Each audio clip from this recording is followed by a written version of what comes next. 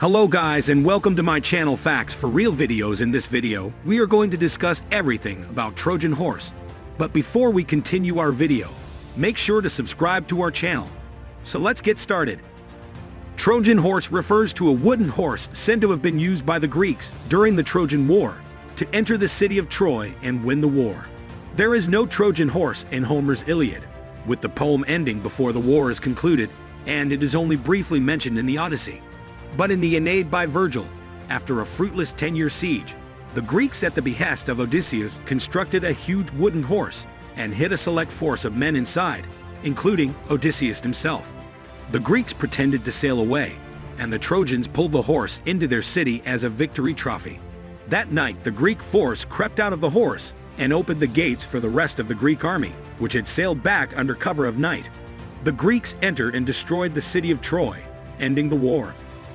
Metaphorically, a Trojan horse has come to mean any trick or stratagem that causes a target to invite a foe into a securely protected bastion or place.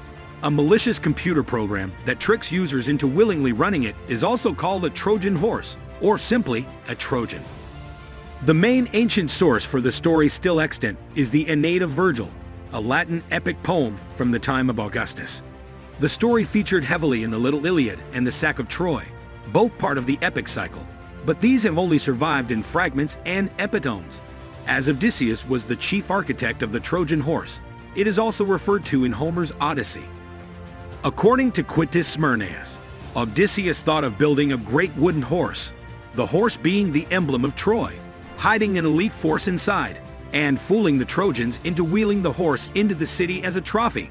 Under the leadership of Epeius, the Greeks built the wooden horse in 3 days. Odysseus' plan called for one man to remain outside the horse. He would act as though the Greeks had abandoned him, leaving the horse as a gift for the Trojans.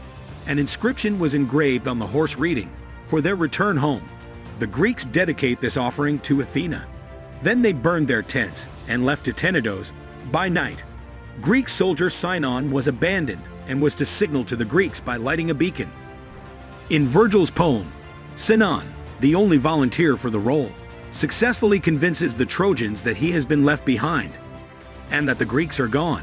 Sinon tells the Trojans that the horse is an offering to the goddess Athena, meant to atone for the previous desecration of her temple at Troy by the Greeks and ensure a safe journey home for the Greek fleet.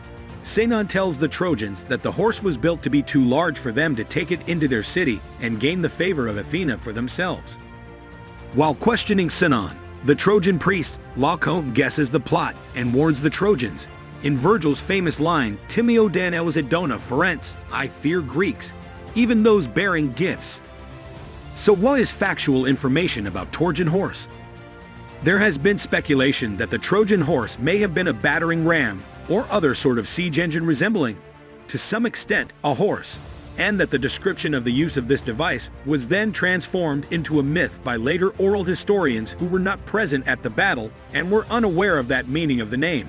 Assyrians then used siege machines with animal names that were often covered with dampened horse hides to protect against flaming arrows. It is possible that the Trojan horse was such.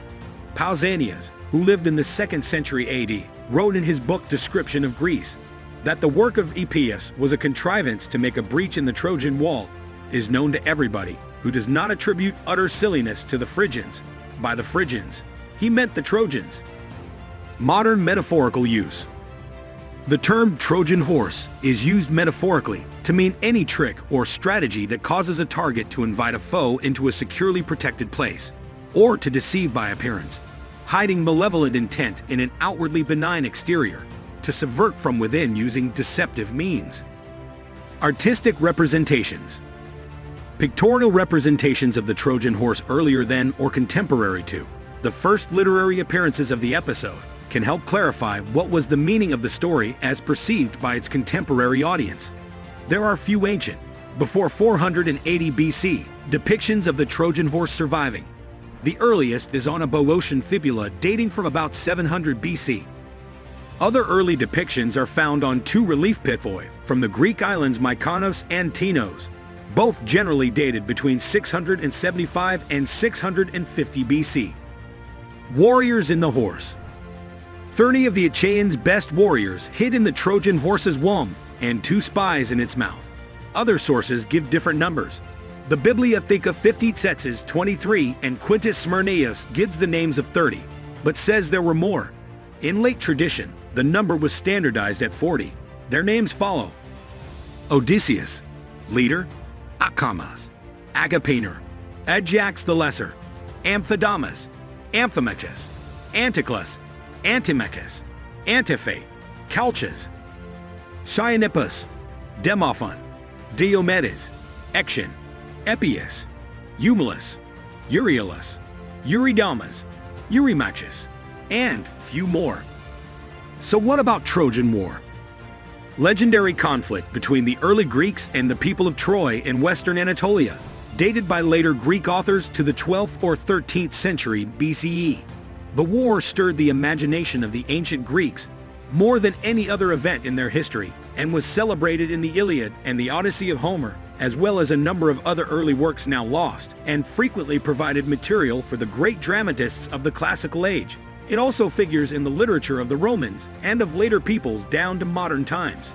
It's true, that's a fact, for real. That's all for today's video. Hope you guys enjoyed our video. For more videos, make sure to subscribe to the channel and hit the bell icon for more interesting videos. Thanks for watching and have a wonderful day.